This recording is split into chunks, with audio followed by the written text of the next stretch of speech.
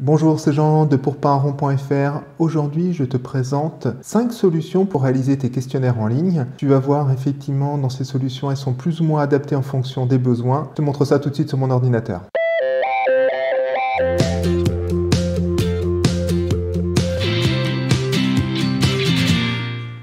Nous commençons par Typeform.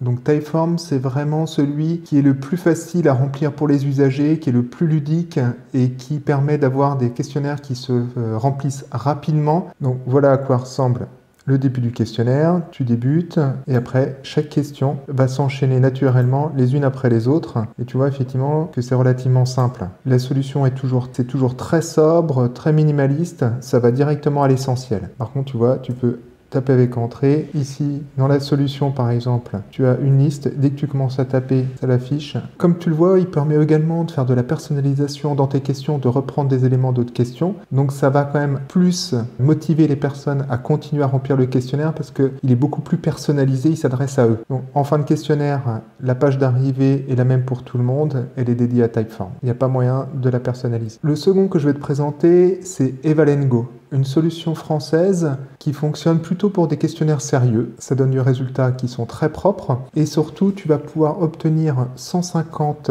répondants par mois sur autant de temps que tu veux. Donc ça te permet d'avoir des formulaires récurrents qui durent dans le temps. Et 150 répondants, effectivement, ça permet quand même de voir venir. Là, comme tu vois, effectivement, j'ai choisi un thème un petit peu bleu.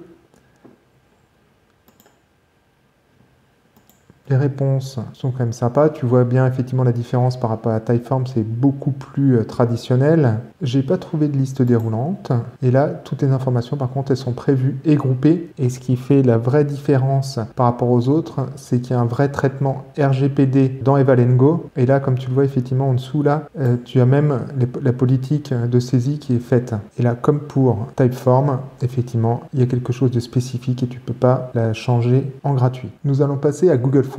Alors effectivement, la Google Forms, il est entièrement gratuit, tu n'as absolument aucune limite et une de ses grandes forces effectivement c'est que tu peux le lier directement à Google Sheets et ça te permet d'avoir des choses qui sont plus interactives parce que tout simplement Google Sheets tu peux le relier à plein d'autres services par exemple qui gèrent automatiquement tes représentations, qui font des envois d'emails, etc. Là, le design est propre sur Google Forms, mais par contre, il ne faut pas trop lui en demander. Tu as un choix limite de police, tu ne peux pas trop varier tes couleurs. Après, il est standard et comme quelque part, on reconnaît de loin un formulaire qui a été fait sur Google Forms. Tu as toutes les fonctionnalités dont tu as besoin, toutes les questions que tu le souhaites. Sur l'illustration, tu peux également mettre des images, mais on va dire que c'est très normé. Quand tu valides le formulaire, tu vois par exemple, ici j'avais dit qu'il fallait absolument 2 choix. Donc, il va te guider dans la complétion. Et ce qui est important, c'est que toi, tu peux absolument mettre tout ce que tu veux à la fin. Ça, c'est important parce que je trouve que si tu veux motiver les personnes pour compléter ton questionnaire, donc il y a toutes les personnes qui vont acheter, tu leur dis, ben voilà, rendez-moi un service pour compléter, mais tu peux aussi leur dire, je fais une enquête et vous allez maintenant découvrir les résultats immédiatement. Dragon Survey, j'ai trouvé qu'ils font du super boulot pour la présentation visuelle. Ce qui change par rapport aux autres, c'est qu'ils ont donné un poids à l'image bien supérieur aux autres solutions.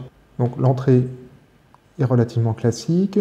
Là, par exemple, j'ai pu mettre des couleurs sur les étoiles pour donner une intensité. C'est propre. J'ai pas trouvé, par contre, sur les informations personnelles, quelque chose qui était déjà pré-rempli, qui est déjà présent dans d'autres formulaires, comme par exemple celui qu'on va voir tout de suite après. J'ai fait un test avec la date de naissance, et alors là, quelque chose de surprenant. Si c'est récent, ça va, mais tu peux pas remonter de plus de 10 ans en arrière. Il faut revenir plusieurs fois. J'aime bien ce type aussi de questions qui sont vraiment pas présentes partout, où tu peux organiser tes choix et les évaluer et les trier.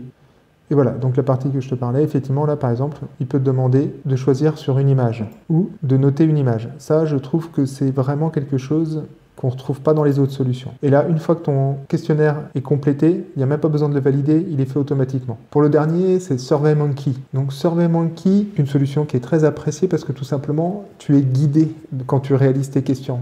Tu as beaucoup de questions qui sont déjà préfaites.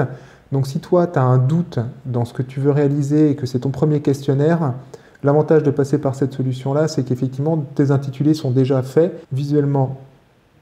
C'est assez classique, on va dire que c'est peut-être un petit peu moins soigné que Typeform ou Drag and Survey, mais bon, ça reste tout à fait raisonnable. Et effectivement, lui, il a prévu quand même que toutes les informations soient disponibles. Donc là, c'est vraiment très rapide. Quand tu dis, bah voilà, je veux des informations personnelles, tu glisses le bloc et après, tu n'as plus qu'à cocher ou décocher ce que tu veux. Le nom, l'adresse, l'entreprise, le téléphone. Ça, c'est vraiment très rapide et vraiment bien pensé. Par contre, quand tu arrives à la fin du questionnaire, c'est vraiment une belle pub pour SurveyMonkey. J'espère qu'en visualisant ces questionnaires, ça t'a donné envie d'en réaliser un. Ce que j'ai fait, c'est que j'ai réalisé des vidéos tutoriels de chacune de ces solutions. On se retrouve très bientôt. Si tu as aimé cette vidéo, n'hésite pas à la liker, à la commenter et à t'abonner à la chaîne. À bientôt.